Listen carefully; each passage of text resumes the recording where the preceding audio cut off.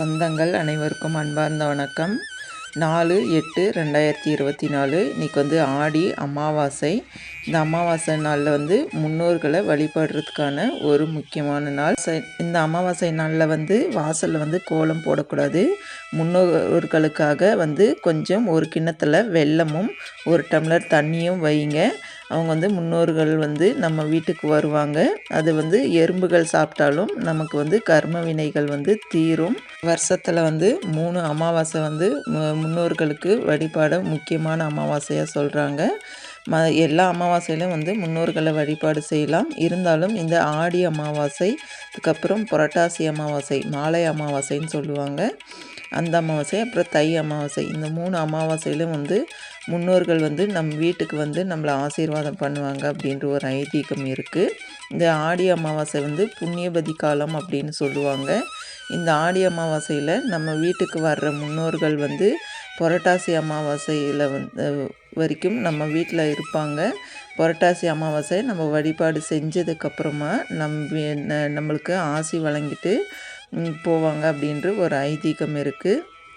அதனால் இந்த ஆடி அமாவாசையை யாரும் தவற விடாதுங்க. உங்களுக்கு முன்னோர்களுக்கு இது இல்லை அப்படின்னா படையல் போட்டு வழிபாடு செய்கிறவங்க செஞ்சுக்கலாம். அப்படி இல்லை எங்களுக்கு முன்னோர்கள் இருக்காங்க, மாமியார் மாமனார்லாம் இருக்காங்க அப்படின்னு நினைக்கிறவங்க இன்றைக்கி சாப்பாடு காகத்துக்கு முதல்ல சாப்பாடு வச்சுட்டு அதுக்கப்புறமா நீங்கள் சாப்பிட்டீங்க அப்படின்னா உங்களுக்கு முன்னோர்களுடைய ஆசீர்வாதம் கிடைக்கும். இந்த நாளில் குலதெய்வத்தையும் வழிபாடு செய்யலாம். குலதெய்வத்தினுடைய அருள் இருந்தாலும் நமக்கு முன்னோர்களுடைய ஆசீர்வாதம் கிடைக்கும். அது மட்டும் இல்லை, மாட்டுக்கு அகத்திக்கீரை வாங்கி கொடுங்க.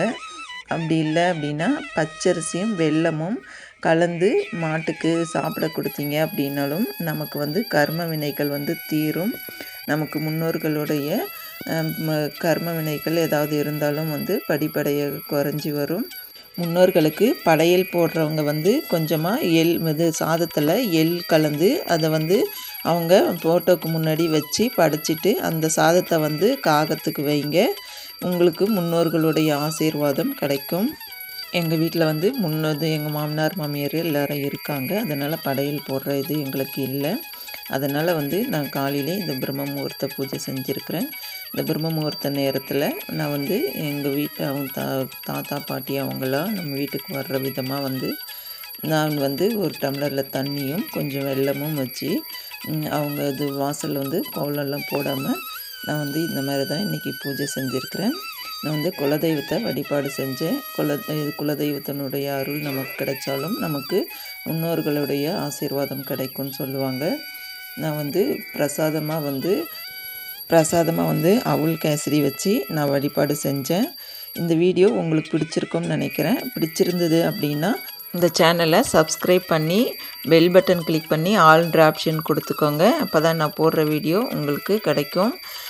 இந்த வீடியோவை உங்கள் ஃப்ரெண்ட்ஸ் அண்ட் ஃபேமிலிக்கும் ஷேர் பண்ணுங்கள், லைக் கொடுங்க. இந்த வீடியோ பார்த்த அனைவருக்கும் ரொம்ப நன்றி. அனைவரும் எப்போதும் சந்தோஷமாகவும் ஆரோக்கியமாகவும் இருக்கணும்னு உங்களுக்காகவும் நான் கடவுள்கிட்ட வேண்டிக்கிறேன். அனைவருக்கும் நல்லதே நடக்கும். தேங்க்யூ ஃபார் வாட்சிங்.